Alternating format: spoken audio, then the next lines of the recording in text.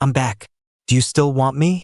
Staring at the text from my first love, I was lost in thought. Gina snatched my phone, her brow furrowed. Why are you snooping on my phone? I told you, Alex is the most important person to me. When I didn't say anything, she added another line.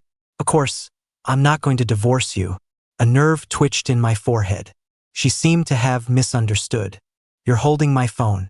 The color drained from Gina's face. Who is this woman? I'm back. Do you still want me?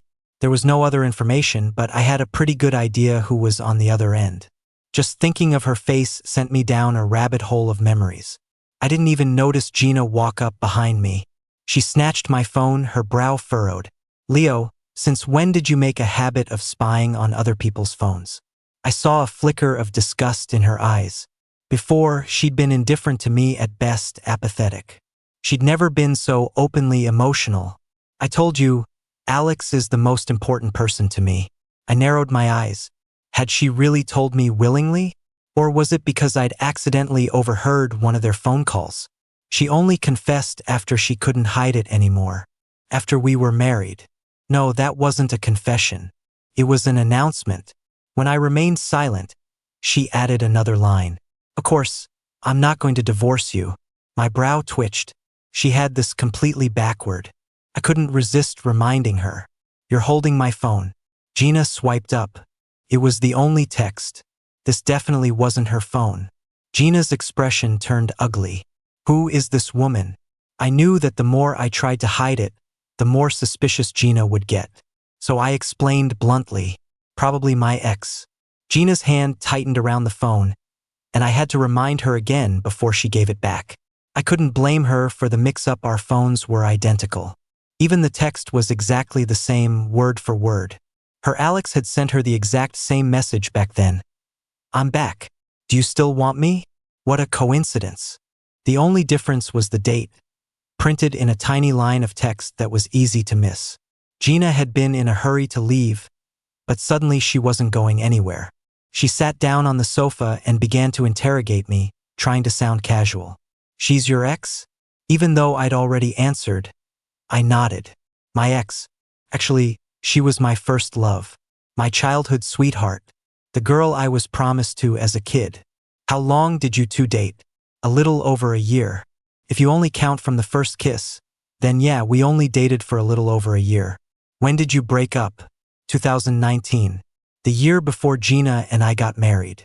Time flies.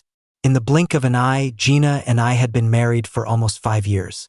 Gina's body gradually relaxed, as if she'd decided the woman on the other end of the text wasn't a threat. Isn't our 5th anniversary coming up? We should go. Does your offer about us seeing other people still stand? Gina and I spoke at the same time, then both froze. She stared at the tips of her shoes, lost in thought. I decided to break the silence. Where were you saying we should go? To the family estate. I just said, oh, glad I hadn't gotten my hopes up. In the past, I would have assumed she wanted to celebrate our anniversary with me. Gina fell silent again. I looked at her face, half hidden in shadow. It was blank, impossible to read. I worked up the courage to ask again. That thing you said, about us seeing other people, does it still stand? She'd said it herself 2 months ago.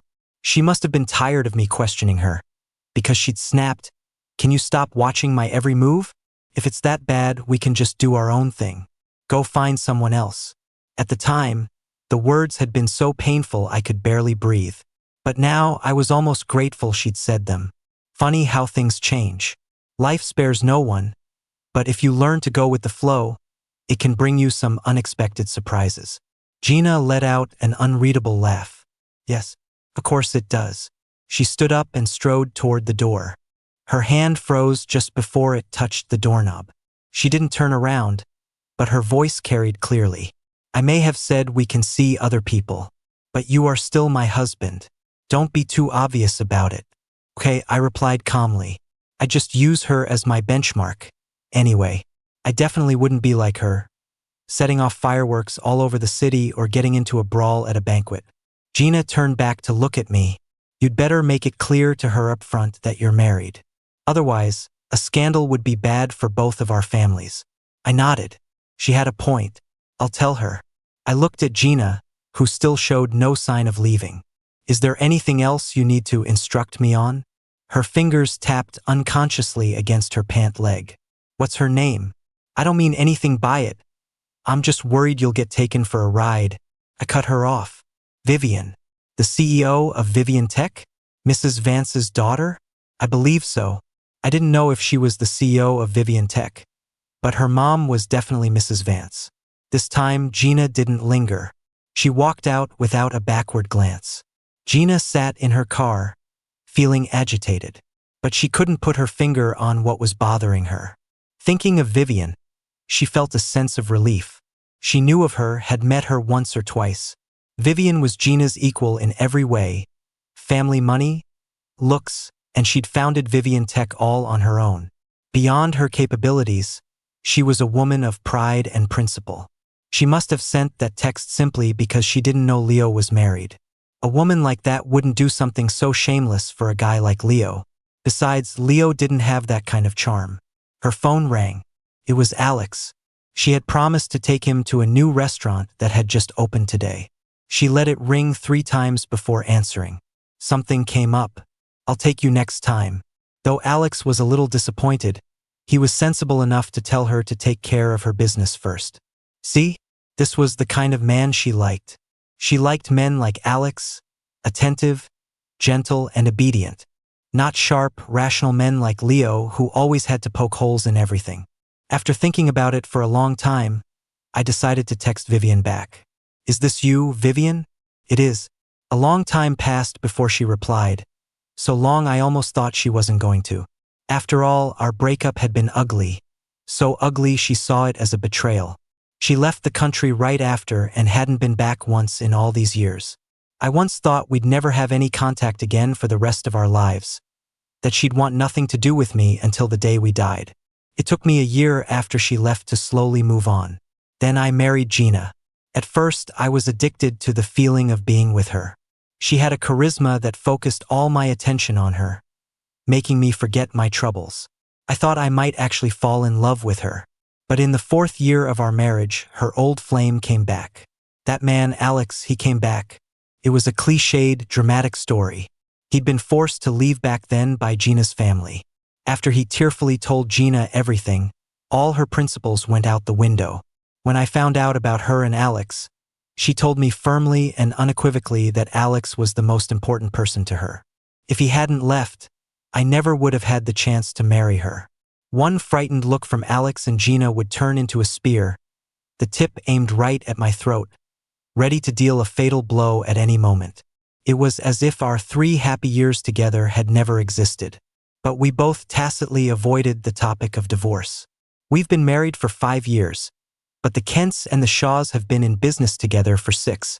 The real-world financial entanglements were far more complex than they appeared on the surface. We couldn't just split up that easily.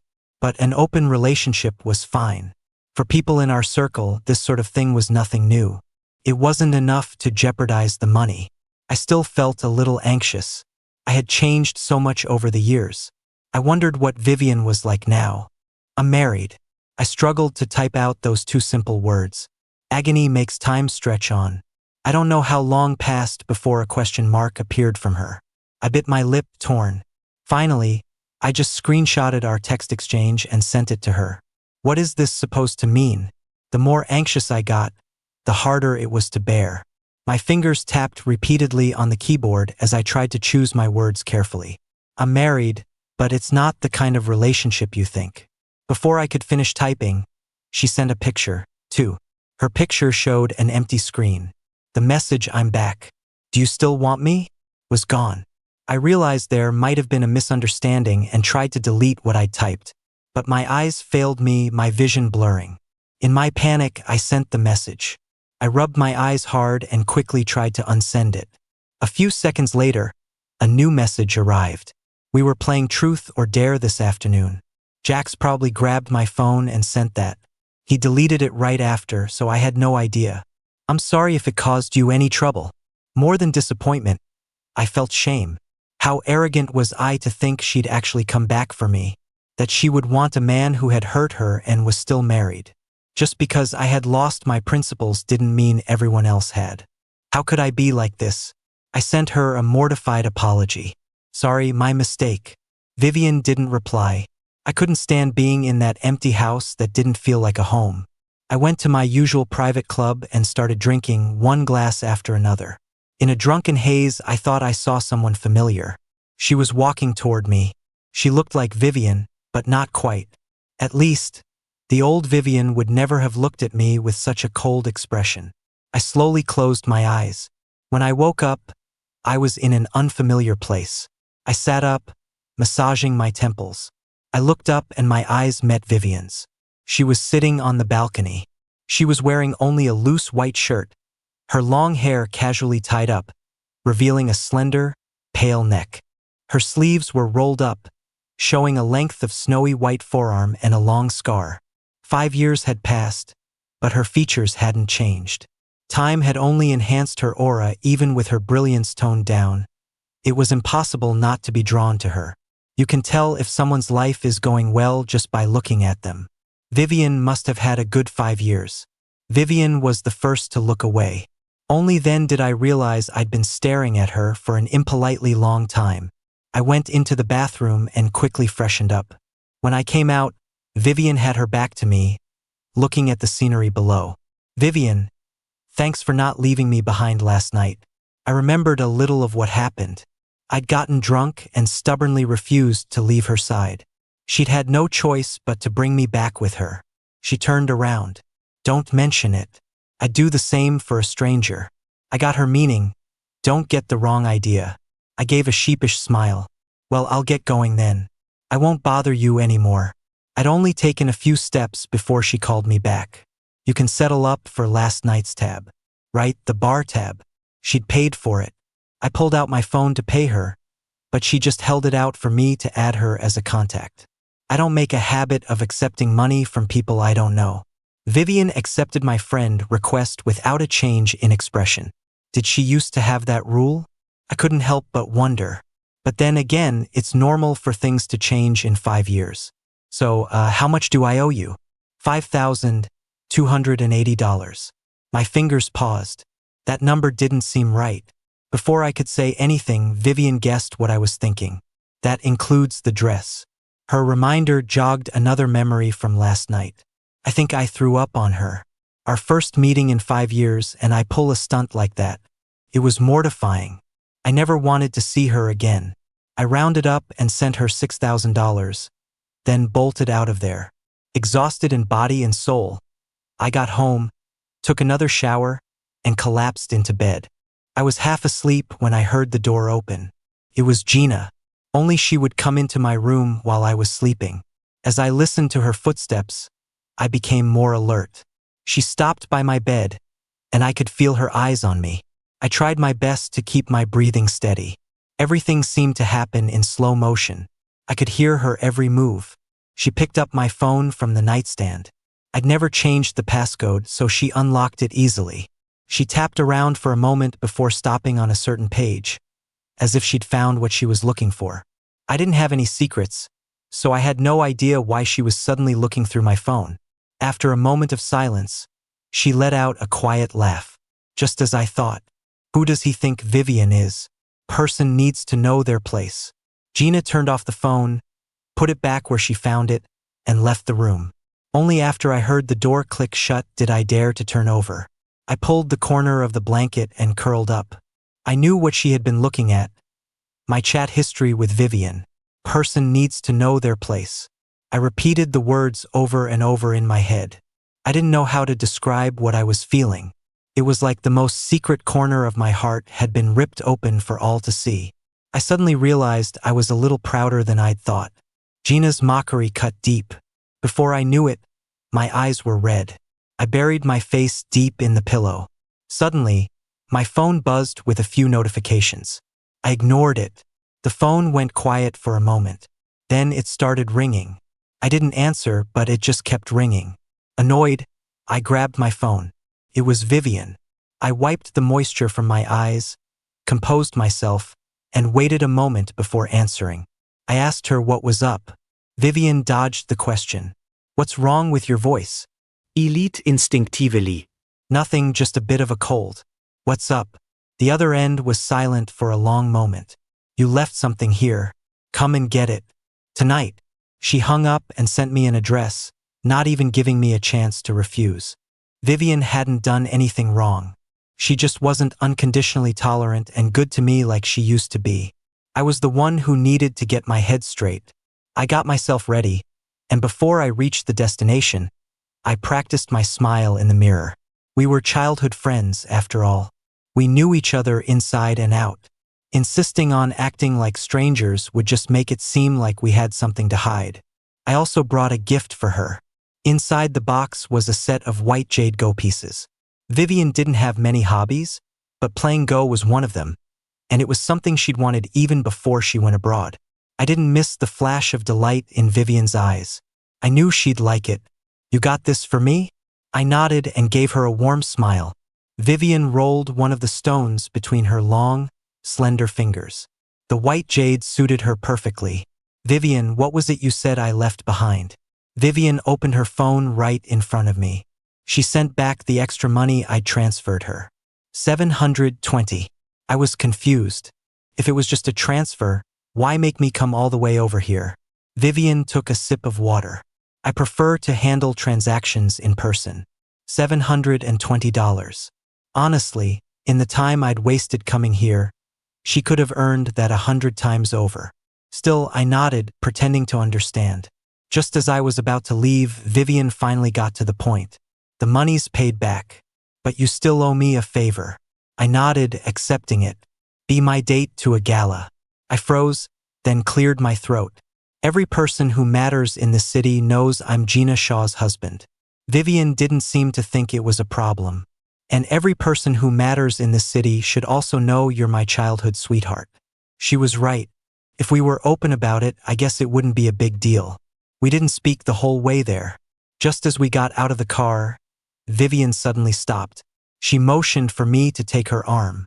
We just stepped into the main hall when we ran straight into the last person I wanted to see. Gina was staring daggers at my arm linked with Vivian's. But wasn't she on Alex's arm? She'd been taking him to all sorts of events for the past year. She'd even promoted him to be her assistant, an absurd promotion using work as a cover.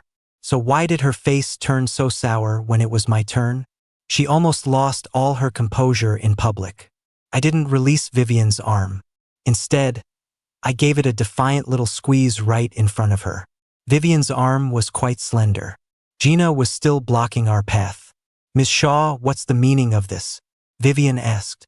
Gina tried to pull me away, but Vivian stepped in front of her. Gina had to take a few deep breaths. Let's find somewhere more private to talk.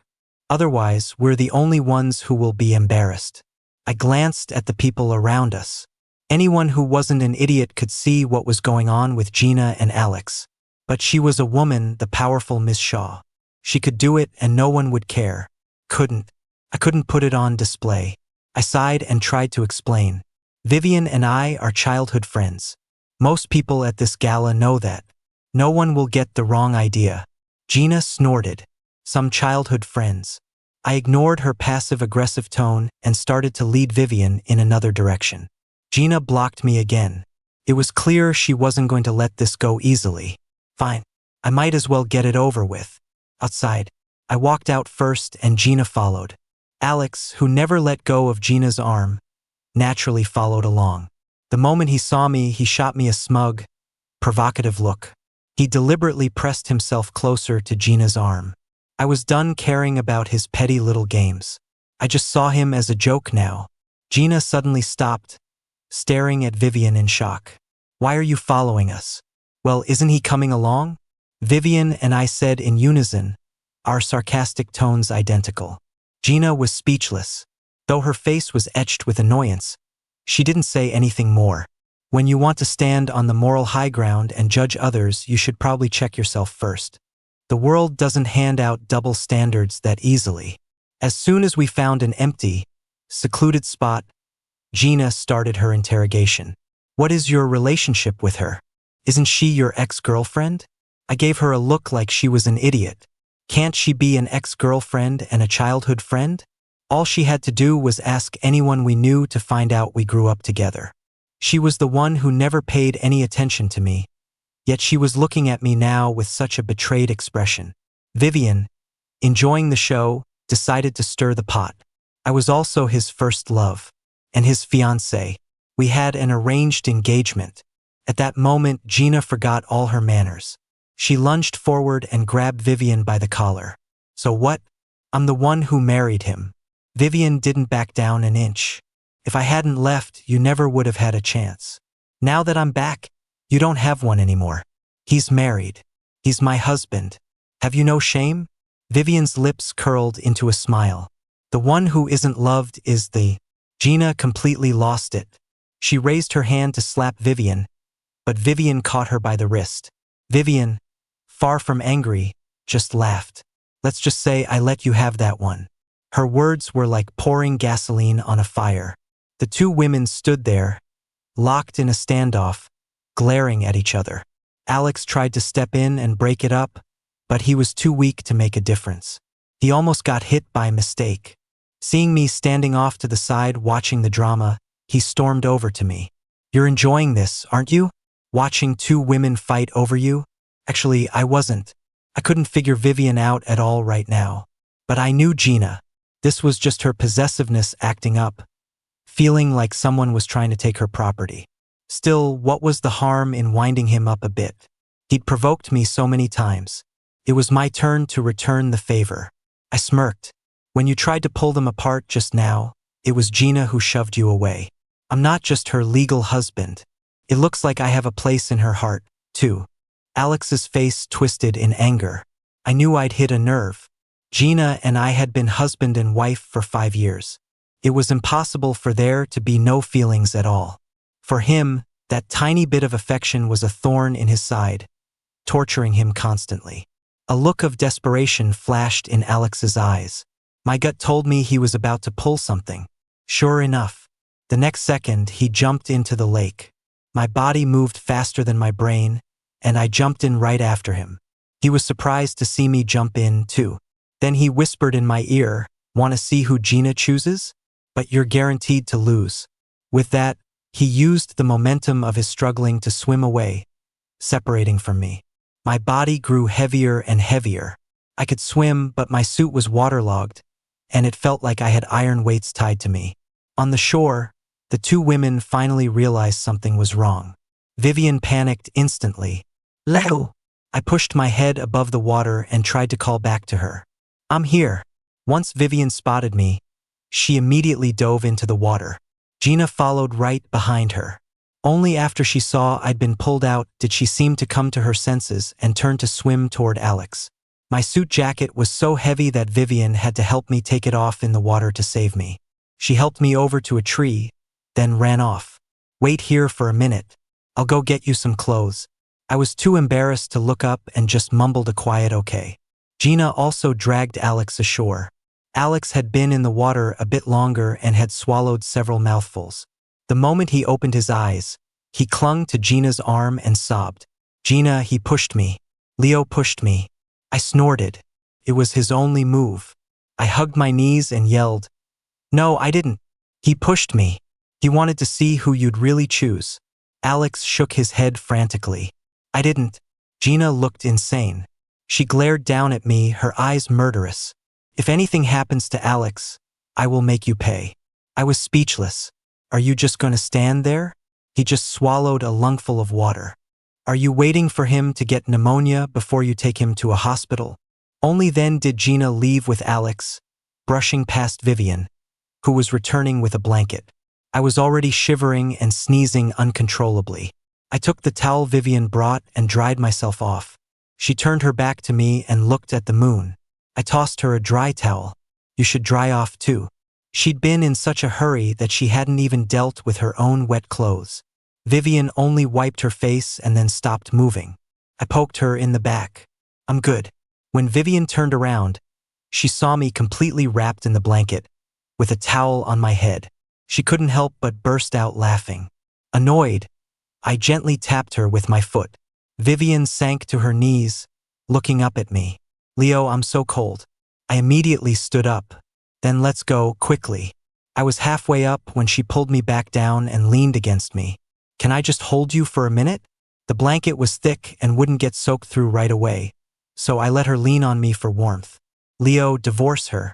I didn't say anything, pretending I hadn't heard. Leo, divorce her. I still pretended not to hear. Leo Kent. Vivian was crying. I could hear her sobs. I shifted my body to face her. Vivian, I can't get a divorce. She closed her eyes in despair, tears falling like broken pearls. Just forget I said anything. I frantically grabbed her sleeve. Gina said we could see other people. You saw her, she has Alex. And he has a kid.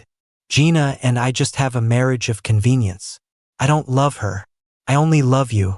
Vivian shook her head, not wanting to hear any more. Vivian, enough. I said enough. Don't say any more. This is the second time. The second time you didn't choose me. I guess I'm just a glutton for punishment. There won't be a third time. Vivian. She stood up and wiped away her tears. Someone will be here to pick you up soon. With that, she turned and walked away. Without a word, she was gone like a farewell wind, blowing past and disappearing. I hugged the blanket tighter around myself. What does love matter compared to money? As wonderful as Vivian was, she was just a woman. Life is long. I'll fall in love with someone else. Just like I fell in love with Gina after she left. There will be others. Someone more obedient. Time will heal everything. That's what I told myself. But I couldn't stop my eyes from turning red, my vision blurring. I never expected Gina to bring Alex home. I frowned in annoyance. Gina, are you trying to get a divorce? I'd be thrilled. As long as you give me the compensation laid out in our agreement. Gina laughed. You want a divorce? What's wrong? Your precious childhood sweetheart doesn't want you? I instinctively retorted. We've known each other for over 20 years. She cut me off before I could finish. Stop pretending. She flew out of the country this morning. I froze. She was already gone? Gina continued to taunt me. Leo, you don't understand women. A respectable woman with a reputation would never be the other woman for some man. I nodded. You're right. My one that got away isn't like yours, who's perfectly happy to be your mistress. You know, the human mind is a funny thing. The more you can't have something, the more you obsess over it. But the person you see day in and day out, they lose their appeal. They're not so exciting anymore. They just become part of the furniture. Right, Alex? He stared at me with pure hatred. I smiled back at him. Then I made a phone call right in front of him. Soon, a construction crew showed up at the door. Gina came downstairs. What are you doing? I waved a hand. I'm having the whole house wired with security cameras. Every blind spot covered. The kind that can alert the police and have smart tracking. And a backup power supply. And one day when you two aren't here, I'm going to install some pinhole cameras. Haven't decided where yet. So, I suggest certain people stay in line. No objections, Miss Shaw. It's for security after all. Gina didn't stop me, but Alex looked flustered. This was a sign that she didn't trust him. His face was pale. I'm not feeling well. Will you come back to our room with me? He wanted to lead her away, wear her down and slowly brainwash her. I wasn't about to let them off that easy. We agreed to see other people and mine ran away. Gina wasn't going to get off scot-free. Gina, why did you save me first at the lake? Didn't you say Alex was the most important person to you? But your body's subconscious reaction doesn't lie. Who is it you really love? Alex's fingernails were digging into his palms. But he didn't stop me from pressing her. Gina just scoffed. I just got confused. I glanced at Alex. His expression was still perfectly composed. He hugged Gina's arm tightly, avoiding my gaze. I smiled. If he really believed Gina, he'd be taunting me.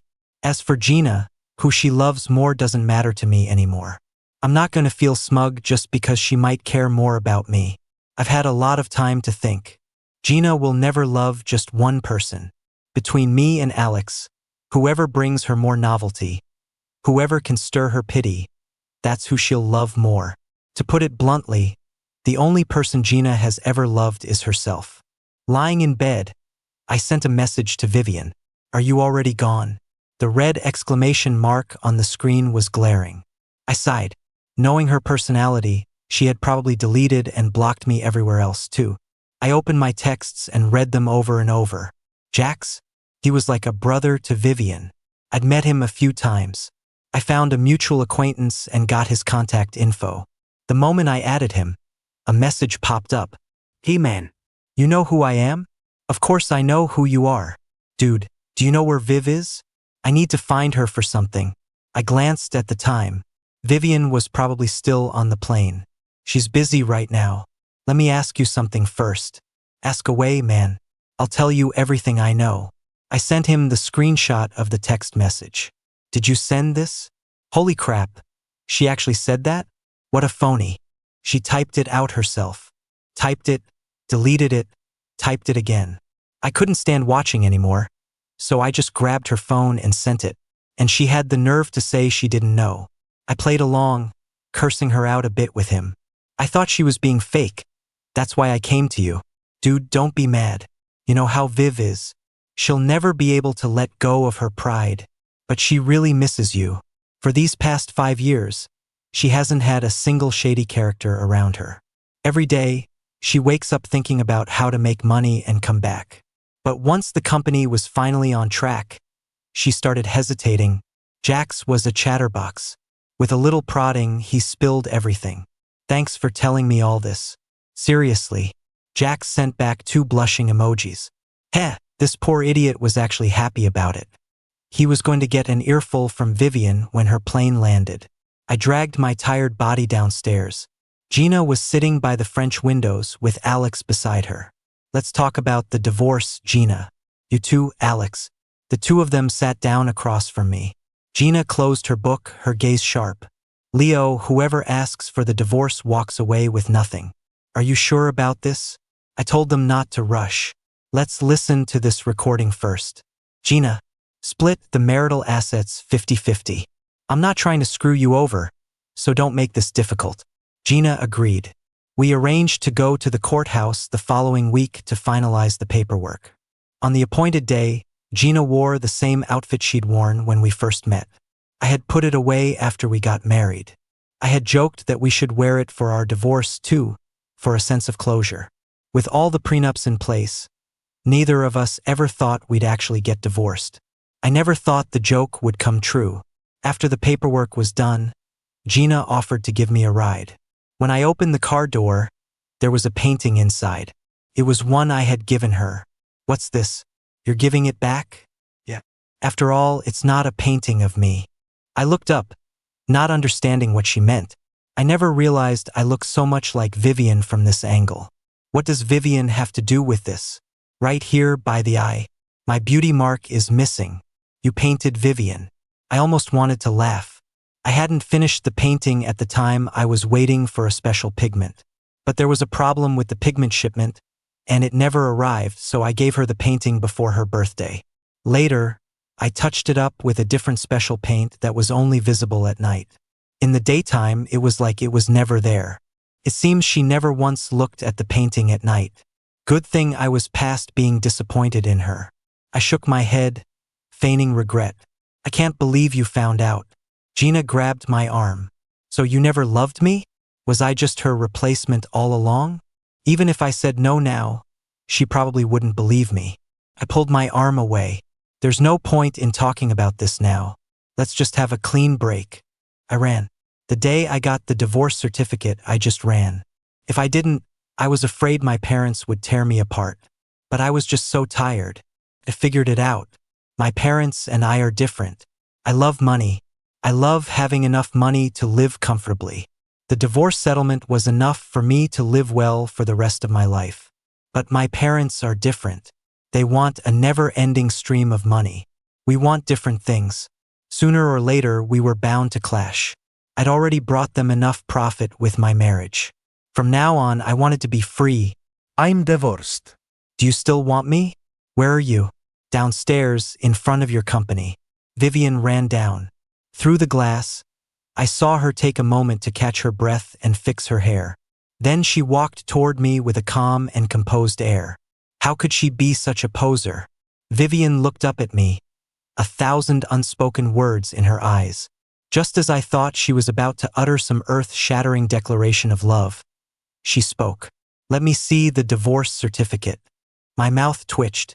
Who carries their divorce certificate around at a time like this? Vivian insisted, following me back to my place. "Leo, the divorce certificate." She started demanding it the second we were through the door. I was getting a little angry and turned to question her. "Don't you believe me?" Vivian's eyes turned red. "It's not that I don't believe you, but I've been looking forward to this for so long. I can't wait. Every day, I've imagined the moment I'd get to hold your divorce certificate in my hands." That sounded a little strange. Seeing Vivian's pathetic, puppy dog look, I didn't have the heart to tease her anymore. I handed her the certificate. She started crying again, but this time they were tears of joy. "Oh my God, my husband is finally divorced."